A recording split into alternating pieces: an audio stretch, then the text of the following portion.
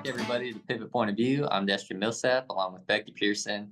And today we have a very special guest, Jyme Nichols. We are so excited to have her on from Blue Bonnet Feeds. So we're going to get into all things nutrition for our horses. Jyme, how are you doing? I am awesome. How are you, Destry? Good, good. Tell us where you came from originally and how you got into what you're doing right now. Sure. So I am a Nebraska girl. I grew up on a cow-calf operation up in the Sandhills, so up by Valentine, for those who are familiar. My parents rodeoed, and so I just have been involved with horses and the sport of rodeo really since I can remember. My dad rode saddle broncs, my mom ran barrels. Um, and yeah, I did the Little Britches rodeos and high school rodeos and went on college rodeoed. I just knew that horses were going to be part of what my career was going to be. I just didn't quite know what my career was going to be. And so it took me a little while to kind of figure out that path. I think all of us as horse owners, like there's some phase of, oh, I want to be a horse trainer. And then it's like, oh, I want to be a veterinarian. And then it's like, no, I don't think I want to do either of those. And that's kind of where I was at. And I actually had the opportunity. My college rodeo coach wanted me to stay and help be a graduate assistant. And then my equine professor also wanted me to stay and do a master's program. And so I'm like, well, I don't really have anything better to do. So that's what I did. And that was really where I kind of got introduced to this whole concept of equine nutrition and research. And that was where I really started to find my path and find my niche. And so I did my master's at Montana State. So I did my undergraduate and my master's at Montana State. Studied equine nutrition specifically and just like fell in love with it. And right after that, I entered industry and worked as an equine consultant, an equine specialist. And in that, I basically went out in the field and worked directly with horse owners. I was basically boots on the farm every day, working with horses. And that was for Blue Bonnet Feeds. I kind of pushed my way into Blue Bonnet Feeds. I found an Okie when I was in Montana State. We both were doing our graduate program together, and we ended up getting married. And he drugged me down to Oklahoma, which was totally fine with me because that's where the horses are at, right? So I was good with that. But he actually landed a job in Ardmore for the Noble Research Institute or Noble Foundation as a beef cattle consultant. And lo and behold, Blue Bonnet Feeds is also in Ardmore, Oklahoma. And so it was, to me, it felt like fate. And so I go knocking on the door and I'm doing everything I can to try to get Blue Bonnet to hire me. And at the time, they're just like, yeah, no thanks. So I kind of had to sit it out for a little while and try to figure out what I was going to do. But eventually I got my way pushed into the door enough that they would actually give me an interview. And so that would have been in 2011. And I've been with Blue Bonnet ever since. Through that time, they gave me the opportunity to advance into becoming a nutritionist. Went back, got my PhD. And I serve as the director of nutrition now. So we're nearing into, I think it'll be like 13 years this December that I've been with Blue Bonnet. And yeah, that's kind of my short/long story of how I got where I am right now. That sounds awesome. That sounds awesome. So what were some of the things that you would look at for the horse owner? You said your boots on the farm all the time. First of all, how did they get in contact with you? What were you kind of describing yourself as doing at that time? And then what were you seeing there? Yeah. So when I was doing that for Blue Bonnet. So I was a nutrition consultant, an equine consultant for a feed company. My area was basically the entire state of Oklahoma, and then I helped with a portion of North Texas. And so coming from Nebraska, the landscape and the layout and how everything is a lot different, right? You don't just roll up onto somebody's ranch and be like, "Hey, I want to talk to you about your horse's nutrition."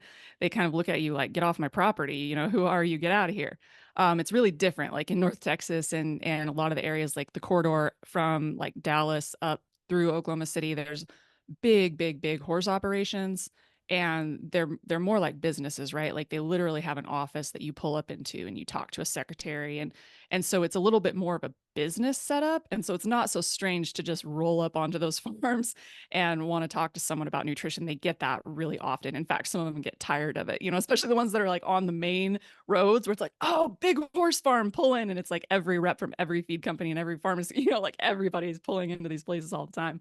So I literally, it was a lot of cold calling and trying to network and get to know people because I wasn't from this area. And so that was a big hurdle for me, was even just to get to know the people, and also to get to know all of the different disciplines. And yes, we're all horse people, but we're so nichey in our disciplines and the lingo that's used across disciplines. You whether you roll up onto an operation where it's cutters or it's reiners or it's a calf roper or a barrel racer, or you get into like the hunter, jumper, eventers, dressage. I mean, there's just so many different facets of the industry, and so it was a pretty steep learning curve for me, honestly, to figure all of that out. Um, but it was fun. It was challenging and fun all at the same time, but a lot of cold calling. And then it just was a lot of networking, getting to know people. Word of mouth is really important. So you ask, like, what am I looking for? So once I actually get to the point where I can talk to someone about the horses, it's really just learning what they're doing with their horses and what kind of problems they might be facing. And it usually starts with oh, I'm fine. And then after you talk to them for a little bit, they're like, well, I do have this one horse I've been kind of struggling with. And so that's kind of that door that opens, and they'll, so, I just ask them, like, what are you seeing? What are you struggling with? And sometimes it's, this horse just completely goes off of food when we go on the road. We go to shows, she won't eat, she won't drink. It's like she loses 50 pounds every time I put her on the trailer. Another horse, like, especially like in the barrel horses or rope horse industry, like, oh, this horse is bad in the box. This horse, is refusing the alley. Used to be so good, and now just can't even get the horse in the arena. Just all kinds of little things like that I just let people kind of open up and tell their stories, and I try to piece things together. And then, of course, looking at their actual nutrition program. So testing hay, seeing what their forage program is actually providing, because, that's the base of the diet. The whole purpose of feed or supplements is really to fill in the gaps that the hay is not providing. And so if you don't know what your hay is providing, you're really just shooting in the dark by picking a feed or a supplement. And so kind of educating people on that, actually, pulling those hay samples, running those analysis, and then interpreting it for them, because it's one thing to get the hay tested. It's totally another thing to actually be able to read the results and apply them to the horse. So that's kind of in a nutshell what I did in that particular role. Coming from Nebraska to Oklahoma for us, my wife is from Iowa, and I'm from Nebraska, obviously. But um, you mentioned hay. It's different down here. What is the best kind of hay to feed in general, and then especially down here in the South? Yeah, so it really is going to be dependent on the type of horses that you have and what you're trying to accomplish with them and what their needs are. So the biggest difference really between hay, quote, down here versus hay from where we're from, is that we're dealing with warm season species of grasses down here versus more cool season species in Nebraska.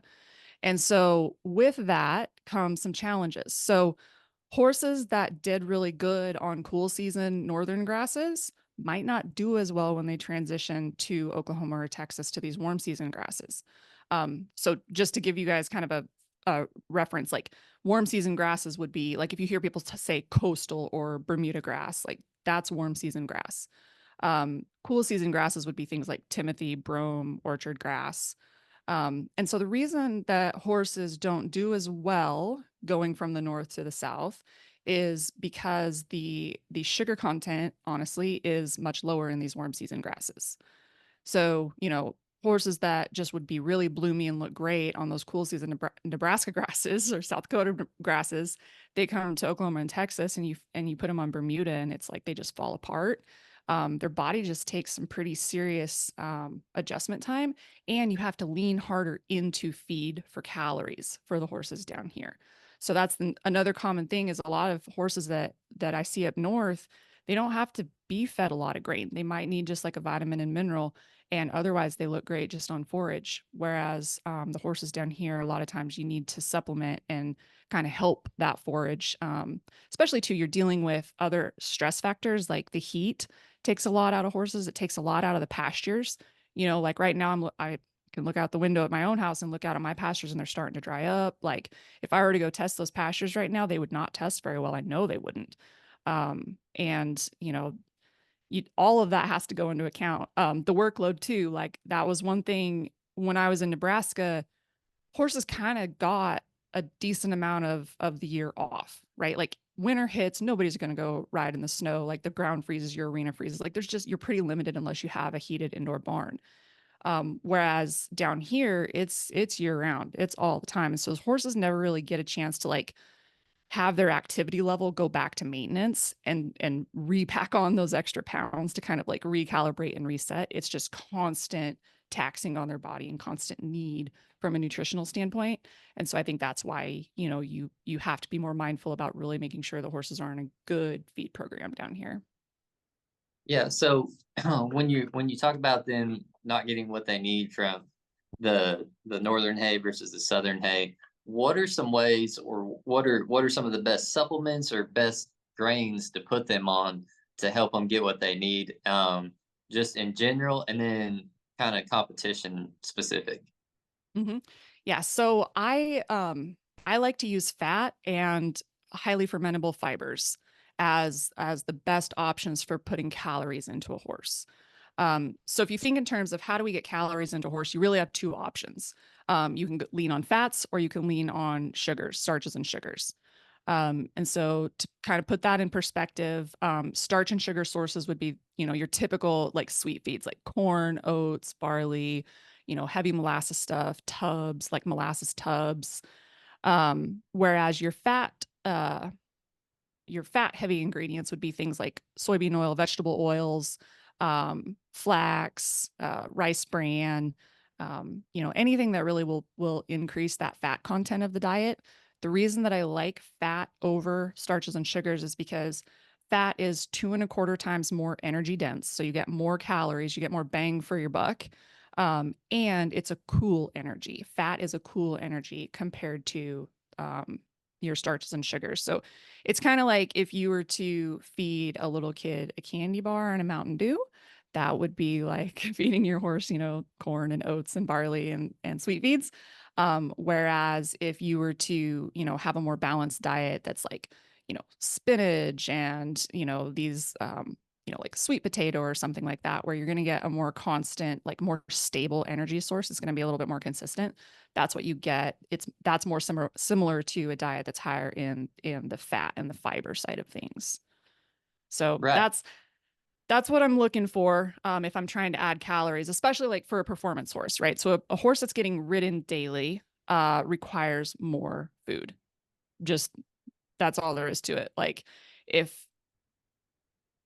so especially if you're feeding grass hay, right? Because grass is limited in how high it can be from a calorie and a protein standpoint.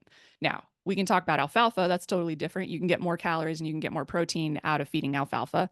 And so there are certainly situations where you can feed a lot of alfalfa and maybe not need to do a grain. You still, of course, need to do a vitamin and mineral supplement. There is no such thing as grass, hay, alfalfa, forage of any kind that can meet a horse's vitamins and minerals needs completely, especially for performance horses. So I think that's probably one of the biggest misses that I see is, it's trendy to say, oh, my horse is only on forage. And that's great, but you need to make sure they're getting their vitamins and minerals too. And forage just doesn't provide that for horses that are competing at the levels that we need them to compete. What are some vitamin and mineral supplements that you would recommend? Yeah, so my personal favorite is it used to be called 101 Diet Balancer. It's now called Pro Balance. And it used to be made by Strand Animal Health. It's now made by Blue Bonnet. That's just code for we're all the same company. We just decided to make it all one name now instead of trying to split out two different brands. So it still is the exact same formula, same product, but it's a pelleted trace mineral, vitamin, macro mineral. Plus it's got your amino acids in it.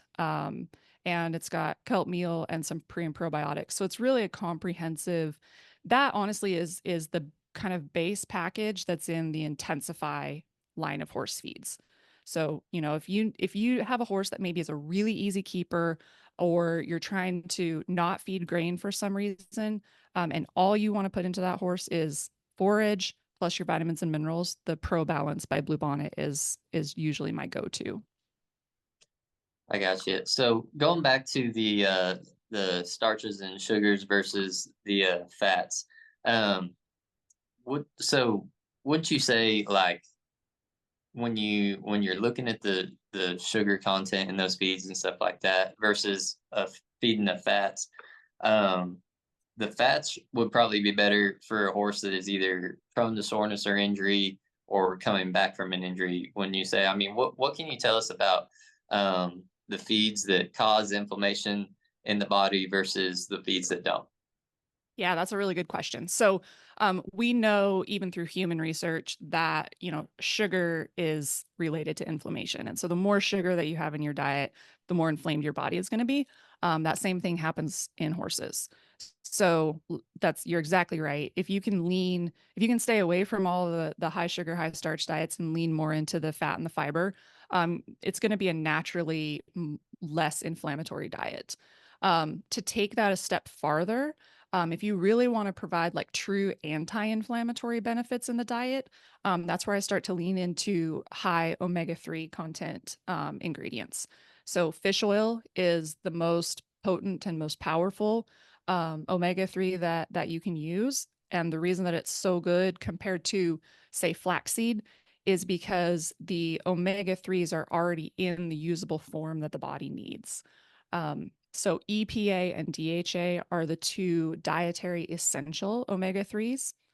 Um, Flax has a different omega-3 called ALA. And the difference there is that the body has to convert that ALA into EPA and DHA before it can be used. And that conversion process is really terrible. Like it depends on the research that you look at, but it can be anywhere from only 5% to 20% on that conversion rate of how effective the body can move that ALA into EPA and DHA. So even though it feels like you're feeding a lot of omega-3s from flaxseed, it's not going to be as powerful or as effective as if you were to be able to get actual fish oil into the horse's diet. Now, I'm not saying you shouldn't feed flaxseed because it still is a great fat source, still is a great calorie source. But if your true intention is to really get the anti-inflammatory benefits, the fish oil is what you really want to lean into. Excellent. And this might kind of segue into my next question. So, um, it doesn't matter what you feed your horse or yourself if you don't have a healthy gut.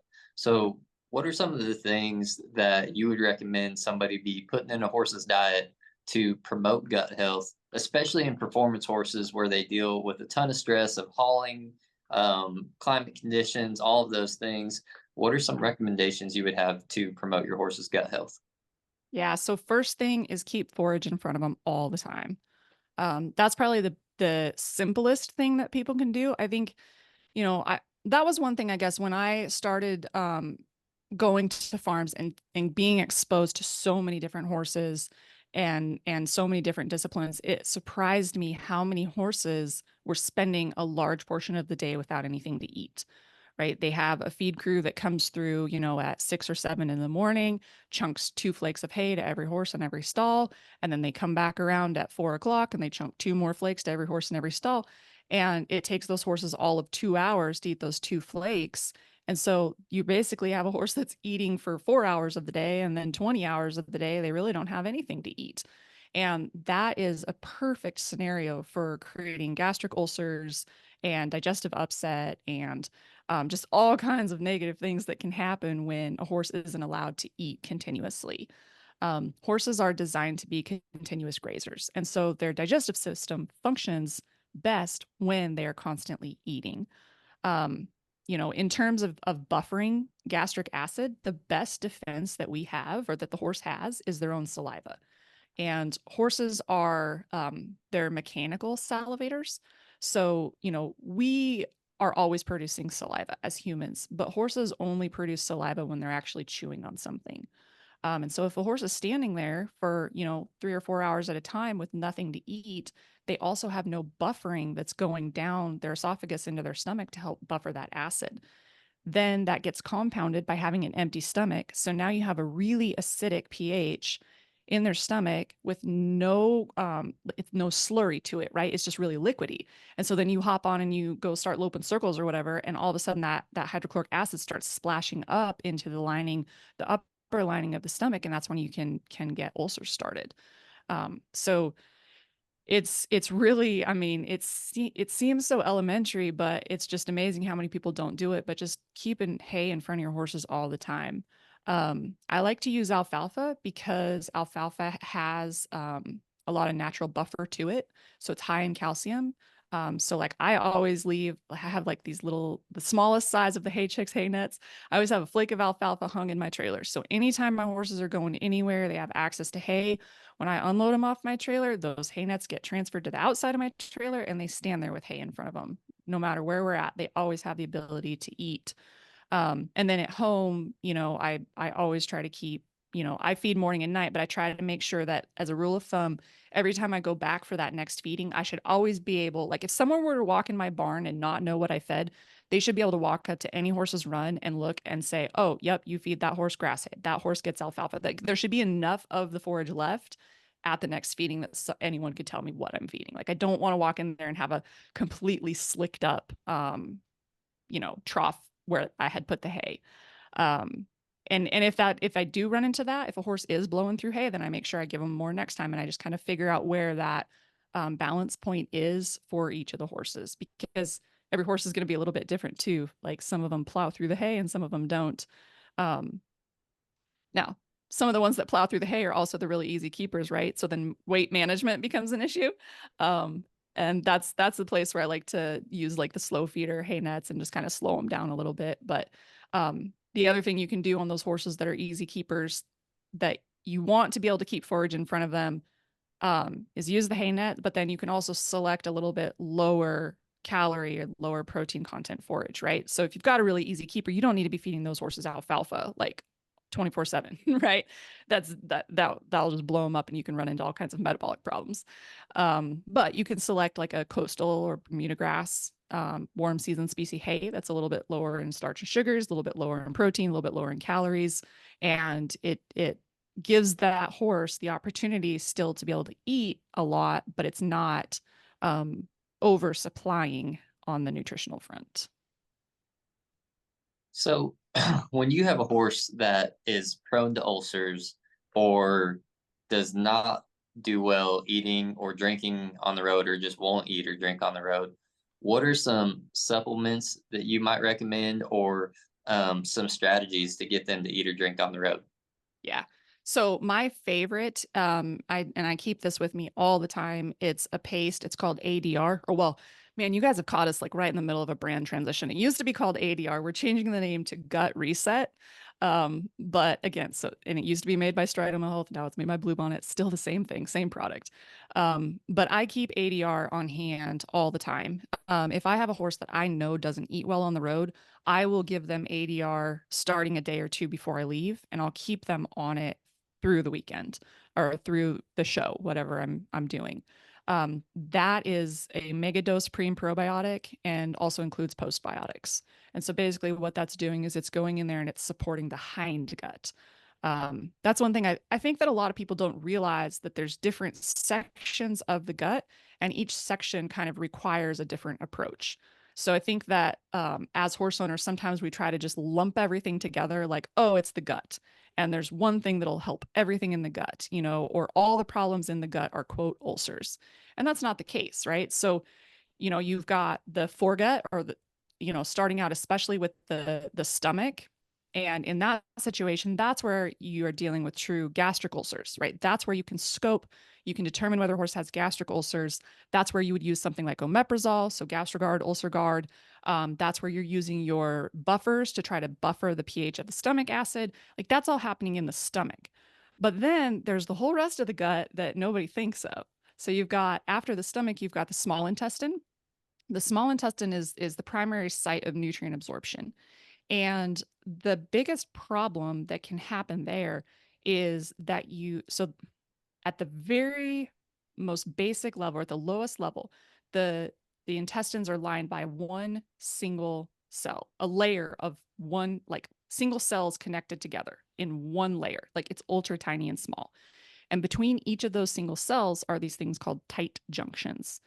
And the purpose of the tight junctions is to allow the cells to separate enough to allow the proper nutrients into the body and into the bloodstream, but close enough to keep pathogens and negative things out of the bloodstream and in the GI tract so it can then get passed out of the body.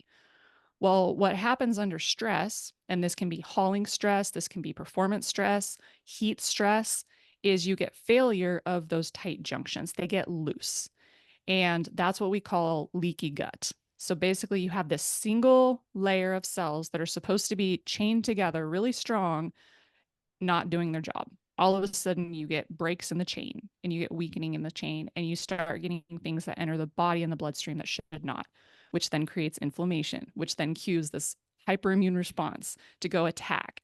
And you can get into this really nasty cycle of all of these outward symptoms and signs of a horse that's not doing well and appears to, quote, have ulcers. Yet, when you go scope the whole horse, you might not find any gastric ulcers. We can't scope the small intestine, right? We can't physically go see the leaky gut. We know that it exists because it exists in all the other like production livestock animals that we can harvest, and we can actually look at their GI tracts and their small intestines. So we look at other monogastrics like swine and poultry who are very similar to horses, and we know that it exists there. We look at it in like feedlot cattle. There's a lot of studies actually that look at heat stress in feedlot cattle, and you can see there's actual breakdown of the intestinal lining. So we know it happens in horses with our best, scientific assumption, but nobody's letting us, harvest their horse and dissect their small intestine to figure that out for sure. There's models that exist. So like North Carolina State, there's several research labs that have created models that'll allow us to study this. And so we now know which ingredients are really helpful at closing those tight junctions and strengthening that barrier. So we know that zinc is really effective at improving that epithelial lining. We know that butyric acid is really beneficial in that role. We know that chromium is playing a role in that. So there's lots of different things that we know through those research models that we can actually feed to the horse. So really a long way of saying, again, if I have a horse that's not eating on the road, another thing that I will use is a product called Gastrofix, which provides some buffering to the stomach acid. It also provides then the support for that small intestine. So I'm using ADR or gut reset as my hind gut support, and then I'm using Gastrofix as my foregut support. And so it really is a matter of like which area of the digestive tract you're trying to address to help me decide which product I'm going to use. Okay, okay. And I had something I was gonna say, and I forgot what it was. Yeah, That was just no, you're good. good.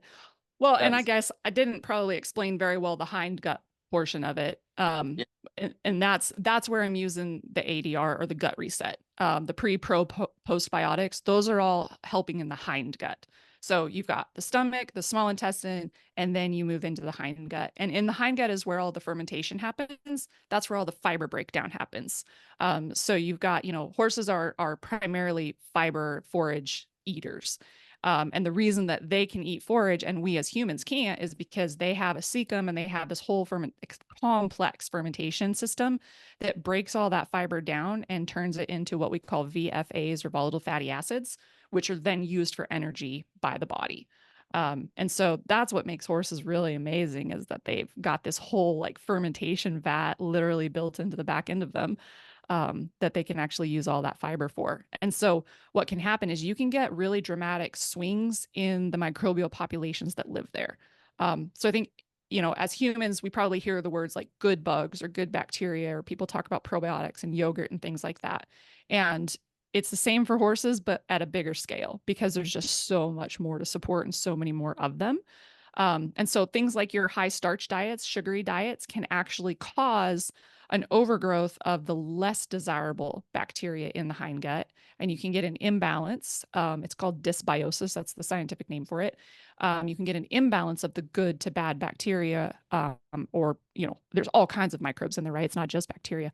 But the goal is to try to support the most beneficial populations and support the horse as an individual, right? So there are so many microbes that live within the GI tract that are they would die if oxygen was exposed to them. And so when we feed probiotics and prebiotics and postbiotics, it's not that we're replacing the bugs, it's that we're providing nutrients and support for the populations of bacteria that are already existing in there, if that makes sense. So since you can't like can't really like test for it or whatever, like you can't scope it, what are some of the signs and symptoms that a horse might um present with for Yeah. a hind gut? Yep. So, usually it will start with a horse being so hind the presentation of hindgut dysbiosis looks very similar to the presentation of a horse with gastric ulcers. So those signs and symptoms can be very similar. So the horse might be cinchy. They might pin their ears when you saddle them or when you tighten this either front cinch or back cinch.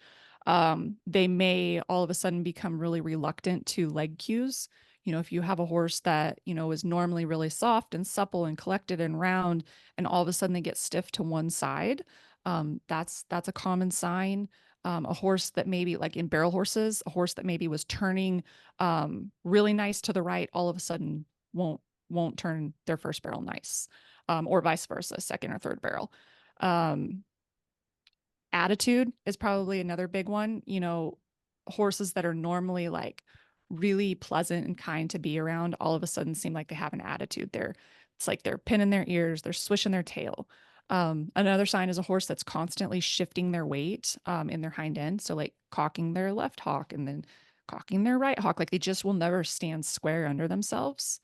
Um, and then as things progress and get more advanced, so when a horse has digestive pain, they compensate in the way that they carry themselves and the way they move, which then causes the different muscles to be used, right? And so if a horse is dealing with this kind of pain and discomfort for a long period of time, you can actually start to see that compensation appear in their musculature over their back and over their top line. So a lot of times these horses will see, their top line will start to drop off and they'll start to like their hips will just start to like swoop off. They aren't round and bloomy anymore. And that usually happens when it's been going for a while, but the early signs are like those really subtle cues in attitude. Tune in next week as we continue the conversation with Dr. Jyme Nichols of Bluebonnet Feeds.